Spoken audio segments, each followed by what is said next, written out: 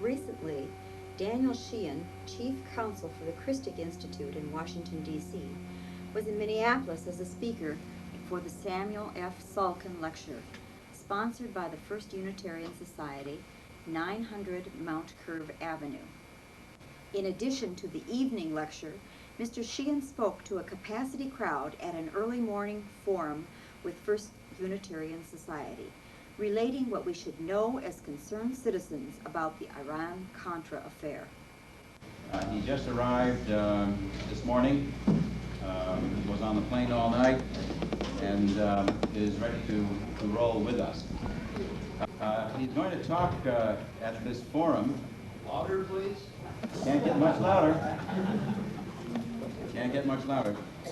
He's going to talk about how he and the Christic Institute evolved their interest in the Contra-gate case. As you know, Dan Sheehan was heavily involved in the successful Karen Silkwood case, and there have been a number of other outstanding successes that the Christic Institute is credited with. This is by far the biggest case that the Institute has had to deal with. So he is going to talk about that, and to whatever degree possible, since we are limited in time this morning, you must come this evening to get the full story, when we will have the entire evening until 2 in the morning. But this morning I've asked him if there is enough time, after we've made these introductory comments, to speak a little bit about the analytic framework in which this incredible array of facts having to do with Contra-gate can be fitted. So, without any further ado, I give you with great pleasure Daniel Sheehan, who is the General Counsel and Public Policy Director of the Christic Institute in Washington, D.C. We want to talk about briefly this morning, before we have the service and before the longer presentation this evening, is briefly how the Christic Institute got involved, which would entail a little tiny bit of description of exactly what the Christic Institute is. The Christic Institute is a religious public policy center in Washington, D.C., and a public interest law firm organized under the tax-exempt provisions of the Internal Revenue Code, like the ACLU or the NAACP or the B'nai B'rith Society and the others. But we do investigations and civil prosecutions. We were formed by the group of us who did the Karen Silkwood case.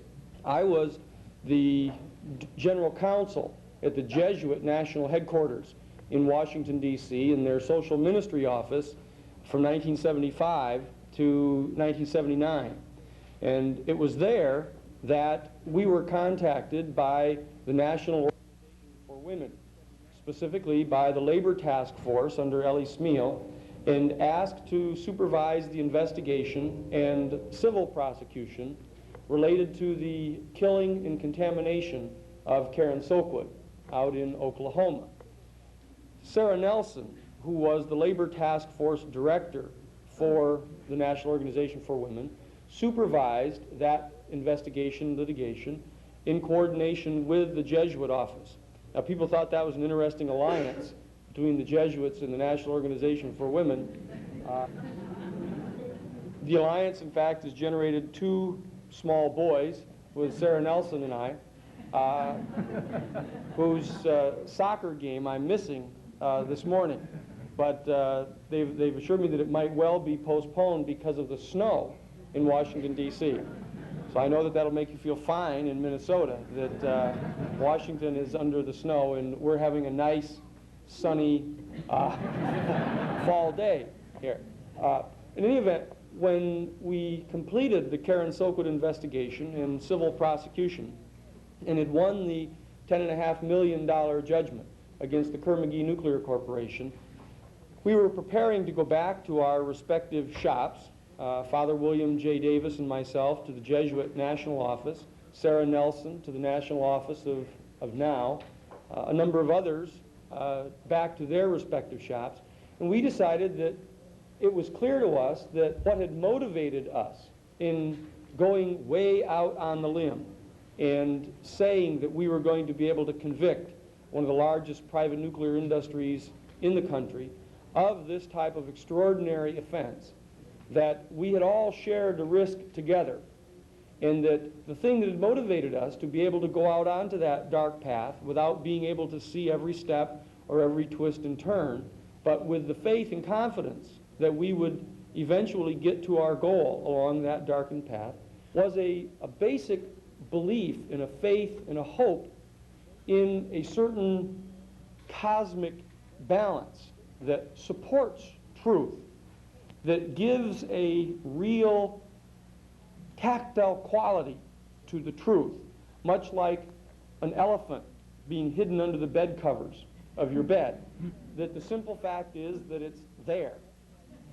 And those who try to disguise that fact by covering it up and concealing it can't conceal the smell and can't conceal the huge lump in the bed. And so we believed that even though we had never gone down a path of that nature before, that we could succeed, and that this faith that we all had seemed to spring from a peculiar common history that we all had. Though there were Christians and Jews and a Unitarian fellow and a New Age woman that were all helping us, and we discovered a peculiar fact that all of us had been born and raised within 200 miles of the Canadian border, all the way across the country. I came from Lake George, New York, up in the Adirondacks, and Sarah Nelson came from North Dakota, Stanley, North Dakota. Father William J. Davis came from Havre, Montana. Bob Hager came from northern Minnesota. Father Wally Kozabowski came from northern Wisconsin. And it went on and on. We couldn't understand exactly what that meant, but we discovered that all of us had coming from small towns, gone to our local churches of our various denominations, and had been raised in the milieu of hope and the discussion that in fact we knew about the Good Samaritan, and we knew about the Jubilee year of the Jewish tradition. We knew about the ethical norms that we had been exposed to during our first 18 years with our families, and that we believed in our high school civics courses that since we've been given the opportunity to participate in the student council and the local discussions, that we had power to change things that were wrong, that we had the ability to discover what was true, and that it was rooted in this exposure that we'd all had to these basic ethical norms, that were raised with a parallel set of values in this country. Until we're 18 years old, we're taught about the Good Samaritan and the Jubilee year and the other ethical qualities, and taught to be good and to tell the truth. But at the same time, we're raised with an ethical value system of me first, my team vanquishing the team from the next neighboring town, the need to excel, to be number one in your class, to get to go to the best colleges, to get the best jobs, to have the cutest kid. These are parallel tracks that we're raised with. And it's not until you get to be 18 or 19 years old and go away to school that people begin to tell you that the first one was a fraud, and that it wasn't real. It's like Santa Claus, and that it would be nice if it were true, but it's not real. And you can't conduct yourself in accordance with those values anymore. You have to slide over into the winning through intimidation, the dominating of your neighbor and friends, until they no longer become your friends. They become the vanquished, and you become the successor. And we had, all of us in our various paths, decided that we were not going to go down that path, that we were going to choose to make the other value system real. And that while it was a long shot, it surely was no longer a shot than the Minnesota Twins winning the World Series. And so we're the long shot artists of the 60s generation that came together to decide that we would bring down the Kerr-McGee Corporation over what they had done to Karen Silkwood. And since we've been so successful, we decided that rather than go back to our respective shops, we would try to organize something new. A group that was non-sectarian, but that was generally spiritual and ethical in its motivation system, but also knew about power. Knew about professional investigations, knew about the power of the law and the ability to prosecute and convict. And we organized the Christic Institute. And we took the name Christic from Teilhard de Chardin, the Jesuit paleontologist who discovered Peking man. Who in fact had tried to explain to the Catholic Church back many years ago that the human family was endowed with a certain faculty, a capability of perceiving a unitive phenomenon in the cosmos that bonded everything in the cosmos together into a harmonious unity. And that given this unifying phenomenon in the cosmos and this faculty of discernment that lay dormant in the human family, we had the chance of being able to directly, experientially perceive this unitive phenomenon and to use it as a referent for harmony to determine what was disharmonious to that harmony and thus wrong. And he was, of course, condemned by the doctrine of the faith of the Catholic Church and ordered to stop writing or talking about that. They said that it sounded a bit too biological. It sounded a bit too like this worldliness and too scientific. So he didn't write anymore, but his sister published his writings. And in the last book that was published that he ever wrote, it is called The Heart of Matter. And there was a chapter in it called The Christic. And the Christic is the name he chose to designate this unifying phenomenon in the cosmos that bonds every ultimately irreducible integer of matter in the cosmos into a unitive pattern.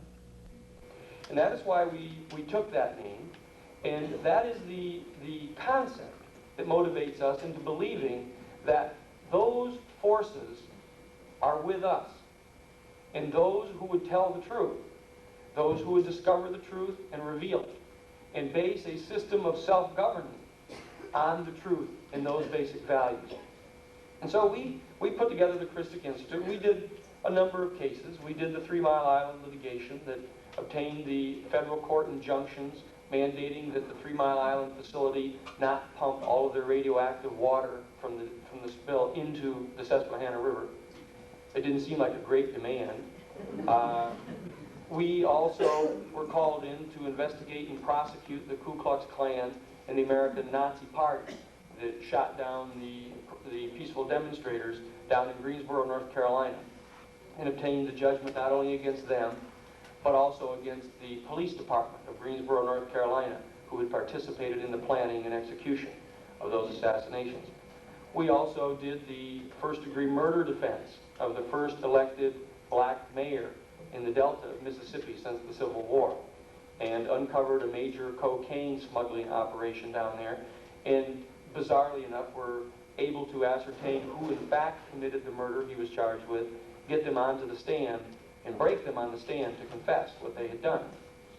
And we began to get more notice over these things, and we were contacted in March of 1984 by Bishop John Fitzpatrick, the Catholic bishop of the Archdiocese of Brownsville, Texas.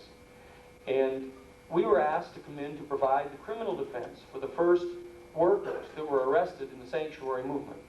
For in Brownsville was the first stop on the Underground Railroad of the sanctuary movement, a halfway house run by the Catholic Church called Casa Romero. And Sister Diane Mollenkamp, a Catholic nun, a lay worker by the name of Stacy Merck, and a Dallas Times-Herald newspaper reporter by the name of Jack Fisher had all been arrested by the Immigration and Naturalization Service, bringing 2 Salvadorian refugees by the name of Brenda and Mauricio to safety in San Antonio, where they would be allowed to apply for political asylum under the Refugee Act of 1980. As it turns out, the Harlingen district in southern Texas was not accepting any applications for political asylum, despite the law that mandated that they do so.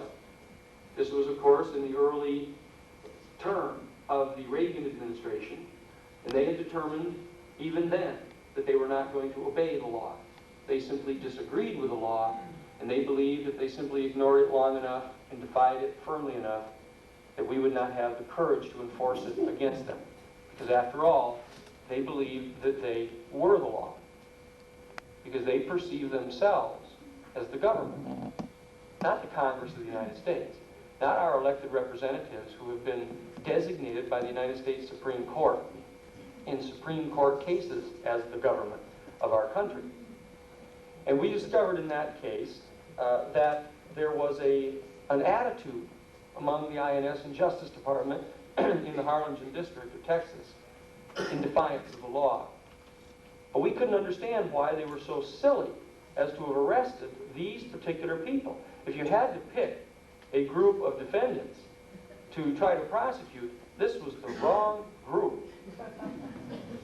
Not the least of which reason was the fact that they were driving Bishop John Fitzpatrick's car when they were arrested. And so we were trying to find out what was motivating these people to prosecute them. And we were contacted by a Methodist minister in the valley who had been discussing with the congregation the possibility of having their church be a sanctuary. And the minister said that he had been approached by a special agent from the FBI and was told to stay away from the sanctuary movement, to have nothing to do with the churches and synagogues that were working in the sanctuary movement, because these groups were smuggling known communist terrorists into the United States. And that these known communist terrorists were going to be organizing themselves into military cadres and attacking U.S. military facilities in the event that President Reagan found it necessary to undertake a direct unilateral military strike into Central America, either in El Salvador or Nicaragua.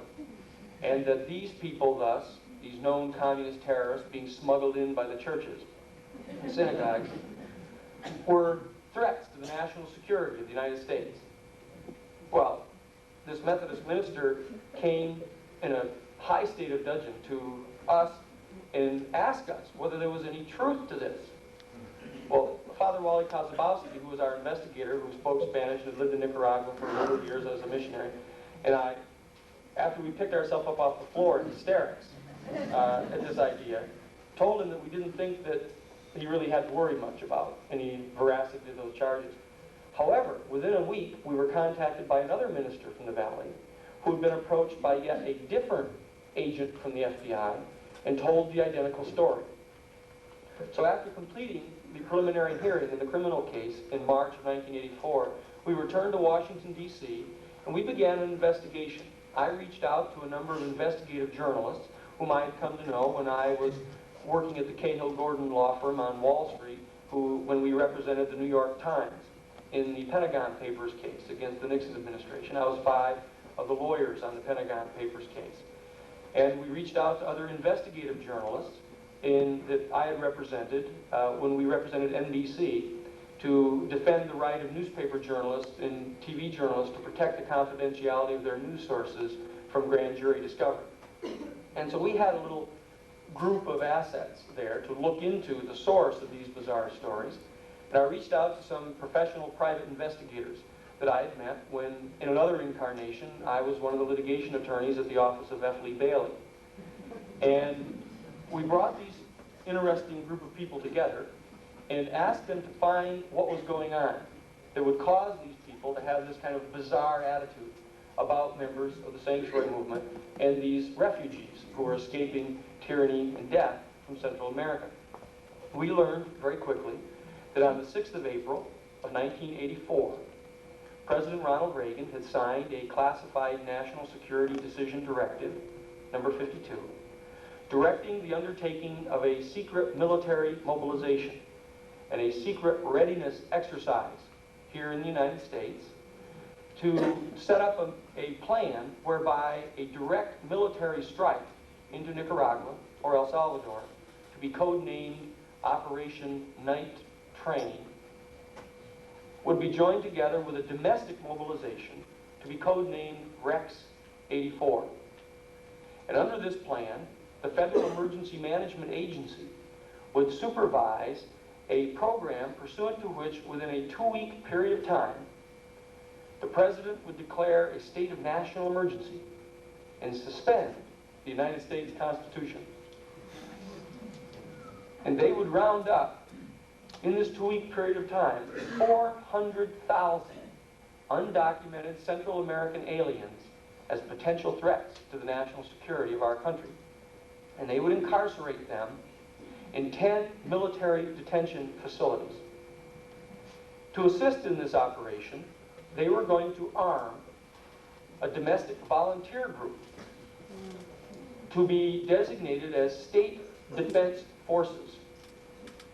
We learned that the states of Texas, Louisiana, and Alabama have been asked to pass state statutes establishing citizen volunteer groups to volunteer to be auxiliary police to assist in this process. But the only people that were being notified about the availability of these volunteer positions were soldier fortune people and persons participating in survivalist training weekend war games in those states. Yeah.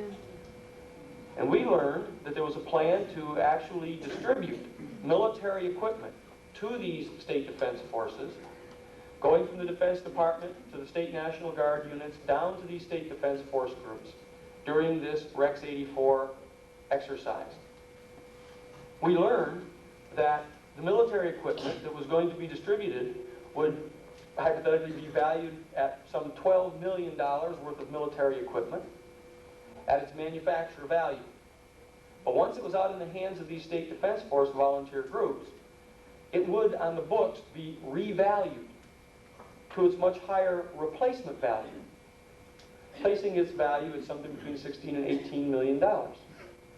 And then at the end of the readiness exercise, $12 million worth of military equipment would be rounded up again and brought back to the Defense Department, leaving them with approximately $4 to $6 million worth of arms, equipment, explosives, and other devices. Now, when our investigators went out to determine exactly what it was that was going on here, they were placated by a lieutenant colonel in the National Guard of one of the states saying, look, this isn't what it looks like. These survivalist types are not going to be keeping this military equipment, they're going to be smuggling it to the Contras. So you see what had happened here is we had inadvertently, while defending the sanctuary movement in the church and synagogue groups, had stumbled across a major plan for smuggling massive amounts of military equipment to the Contras in violation of the Boland Amendment, which had been passed into law in March of 1984, which was to go into effect in October of 1984.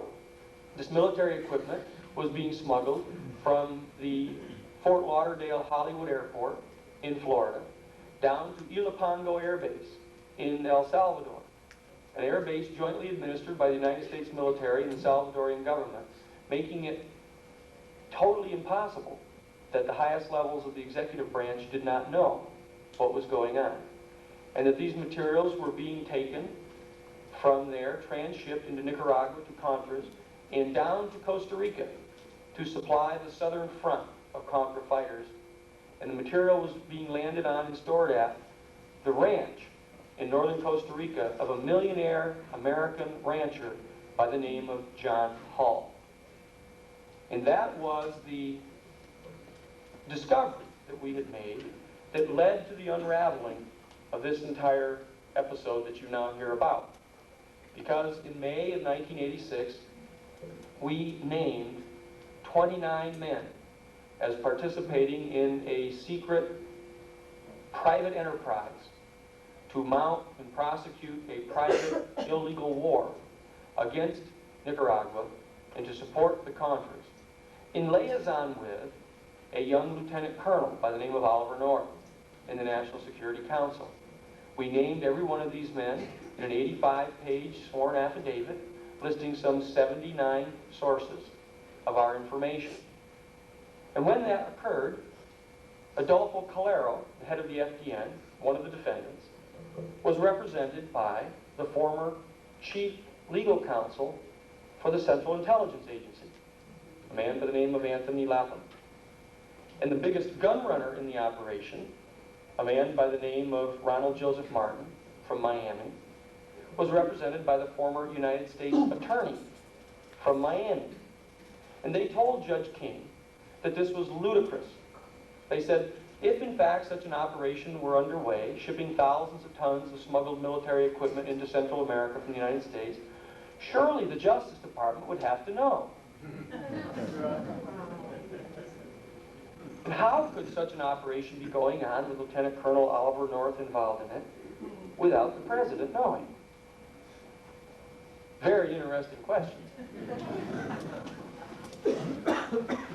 And so they implied that it must all be untrue, and that this was strictly a political maneuver to try to embarrass the Contras here before the vote for $100 million in military aid was voted upon by the Congress. Now, that was the beginning of this operation, explaining what had gone on. And what we're going to be doing this evening, what I want to do briefly here, is to explain very quickly the general analytic context of what it is that we have discovered here. You see, on Monday, tomorrow, the Congress is going to release its final report on its investigations into the Iran-Contra scandal. And you are going to be told that while this was an unfortunate incident, that it is nothing more than a temporary, ad hoc group that had been put together by this young, ambitious lieutenant colonel with the obvious support of John Poindexter to mount a temporary war against this single Nicaraguan government. That, in legal language, is called a big, fat lie. You see, because this group is not an ad hoc group temporarily put together to prosecute a war simply against the peasant government of Nicaragua. It, in fact, is the off-the-shelf, standalone, self-financing covert operations capacity which Lieutenant Colonel Oliver North said that they never really put together, but that Bill Casey wanted to have. Nor was this operation put together by Bill Casey. Nor was it put together by President Ronald Reagan. This operation was put together by a man by the name of Theodore G. Shackley. He was the director of all covert operations worldwide for the CIA in 1976, before the election of President Carter, under the direction of the Director of Central Intelligence, George Bush. And there is information that the American people need to know before we can make an informed and intelligent judgment about the nature of the constitutional crisis that is before us today. Because simply getting rid of Oliver North and John Poindexter is not going to solve the problem. These men are engaged in a conscious effort to deceive all of us. This includes not only the Republican Party, but the leadership of the Democratic Party as well. They have chosen not to raise these controversial issues here in an election year because they hope that they can simply parade before us a group of good-looking guys and that we can have a beauty contest here. And that they can just sort of tar the Republican Party in this general kind of inchoate way. And they won't exactly say what it is that they've done. Some people will think that they're malignant. Some people will think that they're just criminal conspirators. Others will think that they're just venal men engaged in grafting. Other people will believe that, in fact, they're just incompetent and irresponsible. And so the Democratic Party hopes that it will sort of gain the benefit of kind of a coalition opinion about the Republican Party, which is all negative, and that therefore they will be able to sort of cakewalk into the White House. They can't figure out exactly who is going to be leading the cakewalk, but that's what the hope is. And so they have consciously decided they do not want to talk about this. You may have seen the 3-hour public television debate sponsored by William F. Buckley and Firing Line of all 6 Democratic candidates for the presidency. And not once in the entire 3-hour period did they mention this issue. Did they mention the entire Contra scandal? Not once did they ever make any reference to it. Now, that is not an accident, you see. And so there's been a conscious decision here made. And we have to communicate to the American people what it is that's truly going on. We have discussed it with a number of journalists. You may have seen on November 4th, Bill Moyers. Bill Moyers, and if you haven't, you ought to get a look at it. There's a 90-minute documentary that was prepared by Bill Moyers in celebration of our 200th anniversary of our Constitution. And it was entitled, "The Secret Government, Our Constitution in Crisis." And the final scene is the United States Constitution being put through a shredder. You should get a copy of this. You can obtain a copy of it. It costs from our office in Washington, D.C., but you can obtain a copy of it from PBS. You can call into your public television station and ask that they replay it, because apparently they have a policy, if they get enough calls, they will replay the show the very next month on the same date. Now, that is something that you need to do, but there are videotapes, there are audio tapes, there are copies of the pleadings, the affidavits in our case, that you can obtain copies of.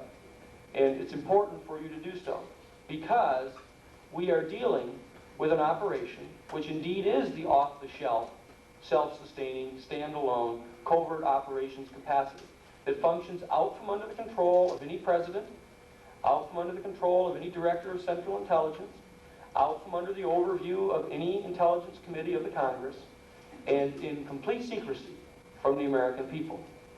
And it carries out political assassinations of political leaders around the world, and it is financed in part by income from heroin sales coming in from Southeast Asia, and from Jorge Ochoa and Pablo Escobar, 2 of the partners in the dreaded Medellin cocaine cartel from Colombia.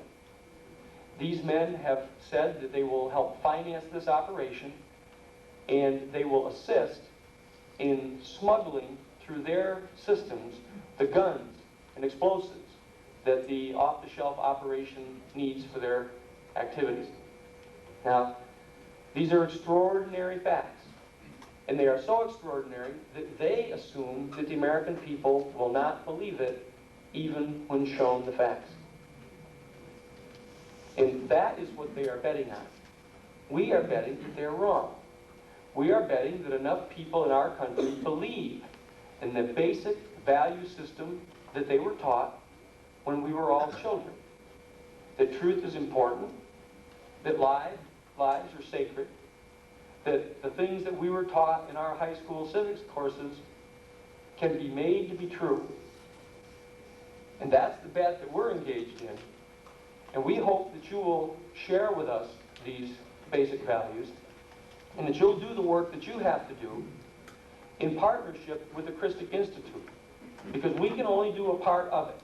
We can obtain the factual evidence and put the factual evidence before a court of law, obtain the civil conviction, as we did in the Karen Silkwood case against the Ku Klux Klan and Nazi Party, when everyone said that we were nuts. And the fact of the matter is that this is the long shot town that can help us do this. So we'd ask you to come out tonight to hear the full details, and we'll explain it to you and make the facts available. And we're asking you to join with us to just say no.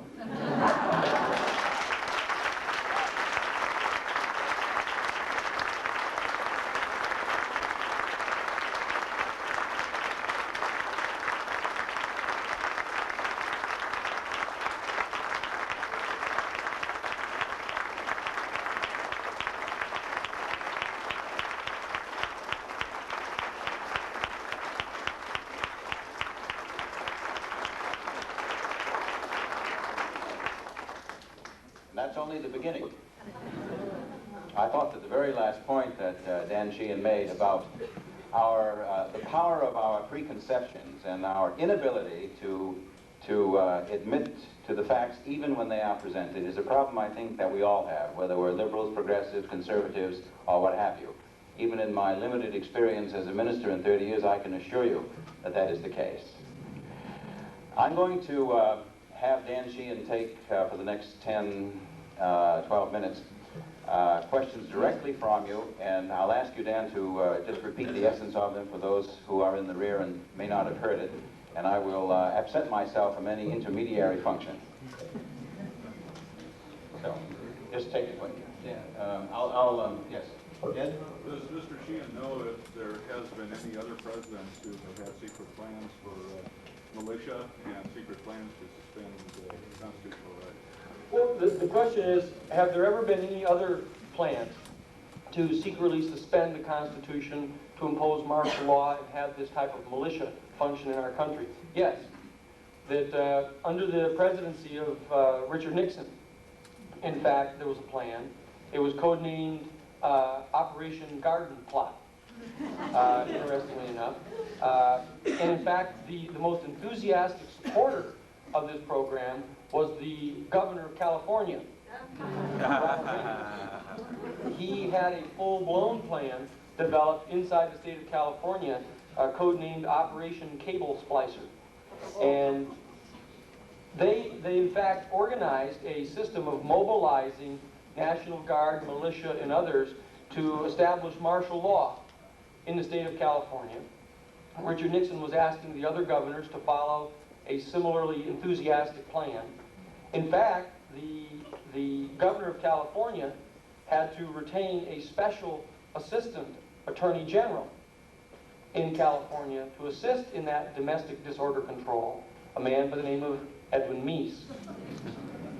They also brought up to help them in Cable Splicer the man who was the commandant of the California Specialized Crime Training Institute, specializing in domestic disorder control. His name was Louis Giuffreda. They made him the general of the California State National Guard. He is the man that Reagan and Meese brought with them to Washington to be the director of the Federal Emergency Management Agency that was supervising Rex 84. So there is some precedent for this type of activity. And what they cite as their justification is Executive Order 1066, which was issued by Franklin Delano Roosevelt on December 7th of 1941, when Pearl Harbor was attacked. And President Roosevelt issued an executive order dividing the United States into 10 military districts, giving the Army commander in each military district the power by fiat to set a number of regulations which had to be adhered to by the private citizenry of our country. And if we violated those decrees issued by the military commander of the military district in which we lived, we could be subject to prosecution in a military court. Now, that edict was challenged in a case called Hirabayashi, Hirabayashi, a young third-generation American, of Japanese ancestry, who did not obey the curfew in the first military district in California, which ordered that they be in bed, asleep, and in the house by 9 o'clock at night. And he was arrested, prosecuted in a military court. His appeal went to the Military Court of Appeals. He appealed eventually to the United States Supreme Court, arguing that who did these people think they are? Sort of a basic legal position. And it went to the United States Supreme Court, and the United States Supreme Court didn't rule on it. Sat there and looked at it and looked at it and looked at it. And they sent one of their clerks down to the Congress to respond to the argument that had been made by Mr. Hirabayashi that the Congress of the United States is the government, and there's no statutory authority whatsoever giving the president the authority to do anything like that. And any authority that he might have would have to derive from the government by a statute to do that. And there was no such statute. So the Supreme Court sent one of their clerks down to the Congress to explain their problem. And so the Senate and House passed a statute saying that in the event that the United States territory is directly subject to military attack, the President of the United States will have the authority to issue the following order. And they attached Executive Order 1066 to it. 2 days later, the Supreme Court called the case for oral argument and said to Hirabayashi, well, Mr. Hirabayashi, this is a very fundamental question that you raise here about whether or not the President of the United States has the inherent authority to undertake an action like this without statutory authority. Fortunately, we do not have to answer that question in this case because there is a statute here, and they presented it. They said, now, you may have had an argument that this was an ex post facto law passed after the fact, but we don't see that argument anywhere here in your papers. And therefore, they sent the case back down to be heard on the ex post facto issue. Now, that is what has been referred to in the Pentagon Papers case, which raised a lot of similar questions, as the question saved in Hirabayashi. And that is one of the issues that is confronted in this case, about whether or not the President of the United States has such inherent authority. We say he does not. The United States Supreme Court, in a case called Youngstown Sheehan Tube versus Sawyer, said that he did not, when President Truman tried to seize the steel mills back during the Korean conflict and have them run by the National Guard. And we are confident that they have no such authority, or else our Constitution means little, if anything. And that is going to be litigated in this case. Is there another short question?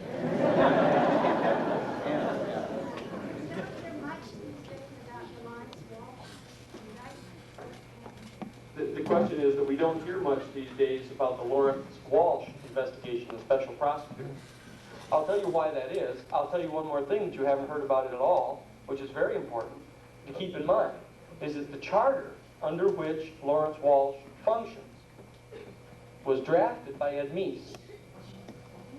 You see that interesting day on November 25th of 1986 when Attorney General Meese came before the public and announced, Eureka, that he had discovered this private enterprise functioning that seems to have sold some weapons to Iran, and that a portion of the profits from the sale of those weapons may have been diverted to the Contras in apparent violation of the Boland Amendment, and that he was going to appoint a special prosecutor to investigate that single question.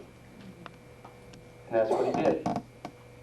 And so Judge Walsh has said to us over and over again through his chief investigative staff that the things that we're talking about are totally beyond the limited jurisdiction that he has authority to look into. And you see the United States Congress had refused to appoint any special select committee at our request over and over again until Ed Meese appointed a special prosecutor and drew this narrow question for him to look into. And the Congress said, oh, the White House is taking the initiative away from us on this item. We'd better investigate that same single question as well. You see, that's why the Select Committee, you notice that peculiar day when John Poindexter came on and said, I didn't tell the President. He didn't sign off his initials in that little box in the memo drafted by Oliver North to get the President's consent. And everybody on the committee went, oh, what a relief. The President didn't know. And that's what the report is going to say. And that's why the special prosecutor isn't going to investigate any of this stuff either. And that's why you and we, the American people, have to do that and demand that they answer these questions.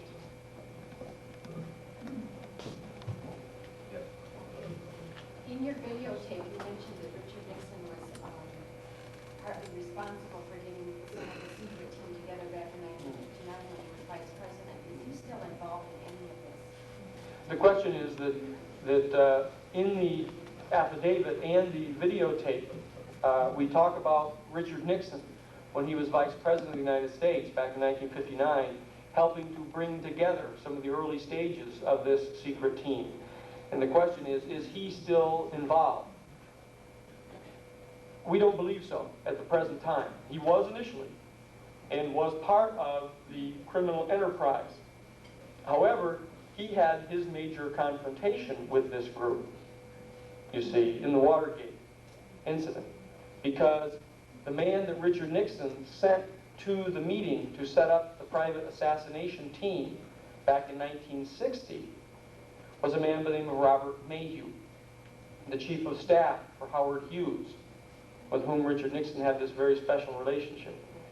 The other two men who were sent to the meeting to set up the assassination team back in 1960 were two men representing Santo Trafficante, the dean of the mafia in Tampa. And these two men were Johnny Roselli and Sam Giancana. And they set up a private secret assassination team codenamed the S Force, or the Shooter Team. And that group had on it, among other men, Felix Rodriguez, whom you now know as the man named by Eugene Hasenfuss as the commander of the airlift out of Ilopango to resupply the Contras. Also in that 1960 assassination team assembled by Richard Nixon and Santo Trafficante, there were three other men. A man by the name of Frank Sturgis, a man by the name of Rolando Martinez, and a man by the name of Diaz. The reason that you might recognize those names is not because you know that they were on the secret assassination team assembled back then, but because these were three of the men that were caught in the Watergate Hotel in 1972, burglarizing the office of Larry O'Brien, the newly selected chairman of the Democratic National Committee, who immediately prior to that job had been the #2 man in the Howard Hughes empire, sitting directly under Robert Mayhew, who had represented Richard Nixon in setting up the assassination team. And so Richard Nixon had an interesting confrontation with this group, because he said, in the tapes, he told Bob Haldeman and John Dean to go get the CIA, to get the FBI to get out of this investigation of the Watergate burglary. John Dean said to him, well, what am I going to tell them? And he said, Richard Nixon said, you tell the CIA to tell the FBI that if they don't get out of this investigation, all the Mexican stuff is going to come out. And the shooter team was trained clandestinely in Oaxaca, Mexico, at a place called the Triangular Fire Team Base, where they learned triangular gunfire on a single moving target for assassination. And when Bob Haldeman was asked in the Watergate hearing before millions of American people, he said, what was Richard Nixon talking about when he said all the Mexican stuff will come out? Bob Haldeman said, oh, he was talking about the assassination of President John F. Kennedy. And they all stopped and stared at him and went on to the next subject, just as the Select Committee has done. I think that's an appropriate place to leave this discussion.